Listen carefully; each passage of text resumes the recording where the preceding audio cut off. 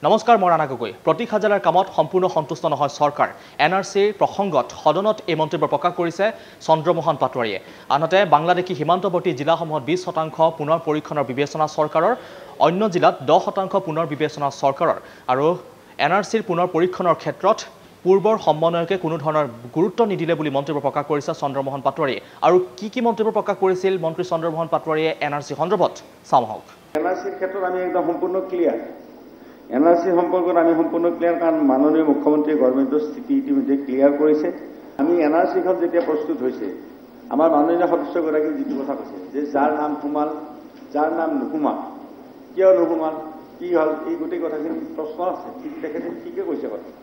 আৰু সেইকাৰণে আমি চৰকাৰে এখন এফিডেভিট দিছোঁ NRC ওলোৱাৰ পিছত যে বাংলাদেশ নেইবাৰিং যিখিনি ডিষ্ট্ৰিক্ট আছে তাত 20% আৰু বাকী ৰেষ্ট ডিষ্ট্ৰিক্টবিলাকত 10% ভেৰিফিকেশ্যন হ'ব লাগিব। আমি সেইটো এফিডেভিট সুপ্ৰিম কোৰ্টত দিছোঁ। গতিকে সেইকাৰণে NRC ষ্টেটাছটো আজি কিন্তু সেইটো আছে। আমি ভেৰিফিকেশ্যন আমাক লাগিব, কাৰণ কিয় মাননীয় সদস্যসকল বিধানসভাত যে আছে সকলো পাৰ্টিক, আমি মাননীয় সদস্যসকলৰ উপৰিও অসমৰ ৰাইজে এইটো বিচাৰিছে যে এখন শুদ্ধ NRC হ'ব লাগে, যিখন NRCৰ অধ্যক্ষ ডাঙৰীয়া বিদেশীৰ নাম থাকিব নালাগে আৰু কোনো ভাৰতীয় মানুহৰ নাম বাদ কৰিব নালাগে। এইটো হ'ল মেইন প্ৰিন্সিপল। গতিকে সেইকাৰণে এইটোৰ আমি 10% ভেৰিফিকেশ্যন আদাৰ ডিষ্ট্ৰিক্ট আৰু বাংলাদেশ বৰ্ডাৰৰ কাষৰ যিবিলাক ডিষ্ট্ৰিক্ট, এই ডিষ্ট্ৰিক্টবিলাকত 20% আমি ভেৰিফিকেশ্যন আমি বিচাৰিছোঁ আমি এই ক্ষেত্ৰত।